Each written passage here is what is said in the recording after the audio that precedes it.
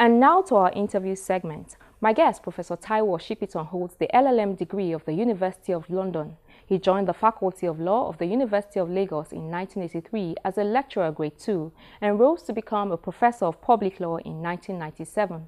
He was conferred with the rank of Senior Advocate of Nigeria in 2002.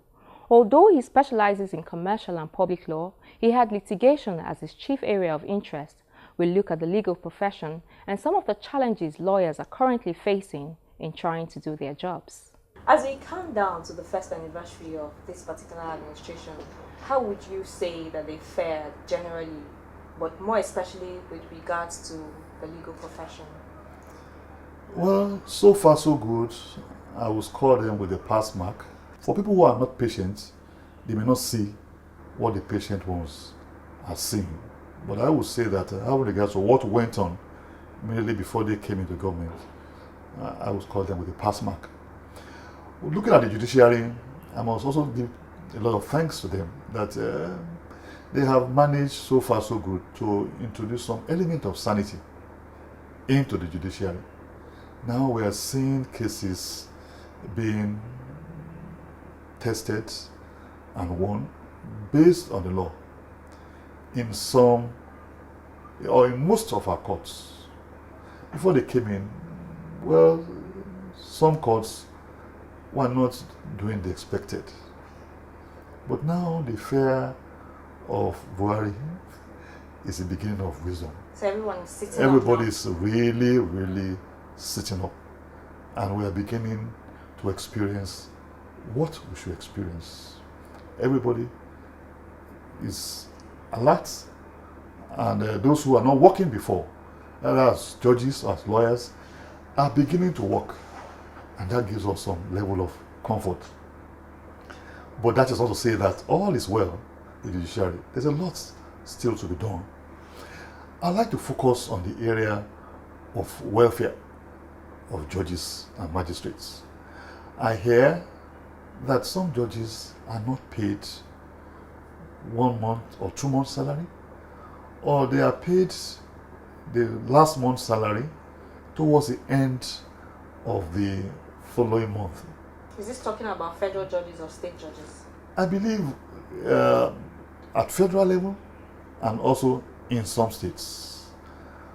I want to say and plead that nobody fights corruption without taking those who administer justice out of the temptation zone of corruption. Judges and magistrates live in the same society which you and I live. Don't forget that these judges leave their natural jurisdiction and are posted around the way soldiers are posted around the country. It's what they signed up for? I believe so. They signed up for it, but they did not sign off for misery.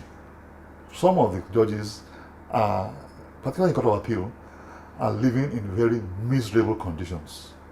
I hear of judges in Benin, for example, living in one house shared by 3 judges, which each person having his own room with common sitting room and common kitchen. I believe that Lagos also has similar problems. Ditto Calabar and some other jurisdiction that one is not aware of. These are judges of federal high, that came from Federal High Court and High Court of Lagos State and other states, and they were promoted to that level of Court of Appeal. When you are promoted from a level of comfort to discomfort, it's quite troubling. So there's need, really, particularly in Court of Appeal, to address the welfare of judges. Is there no way the judges can make a case for themselves? The judges are to be seen, not to be heard.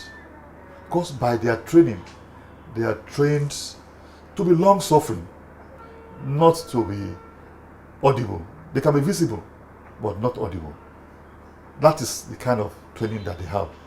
What is lawyers who relate with them, who see them, who see the condition of their houses and their courts, that have the duty to speak out. So beyond speaking out against it, what else can lawyers do? I believe that lawyers are, so many of them in National Assembly, as Senate and House of Representatives. There are also lawyers in the various states, houses of assemblies. These are the people to whom these budgets of the judiciary go. I hear that the budget of this year's budget, the allocation of the judiciary was far, far less than what they had last year. Yet you and I know that we have what they call galloping and racing inflation in Nigeria. All the books here are not coming cheap. You have to appoint judges and buy books for them. You have to furnish their offices, furnish wherever they live. Yet you are asking that they should take something less. It shouldn't happen. So I believe that when they are scrutinizing their budgets from the judiciary, if they cannot add to what is there, they shouldn't let it go down. Also, at the state level, I know that there are so many of the governors who are also lawyers. They could do something for the judges.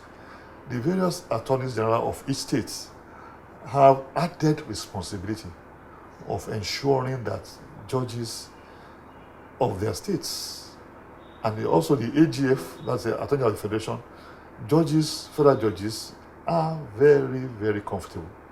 They should not be made to regret that they have chosen the path of being judicial officer.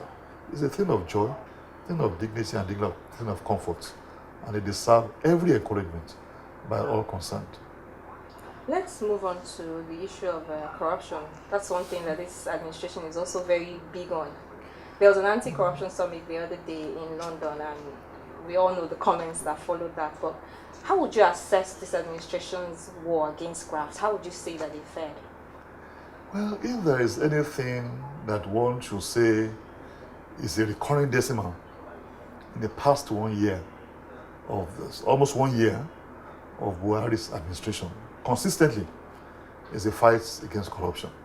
And of course, it's not unexpected. When he came in the 80s, he fought corruption the way the military men should fight corruption.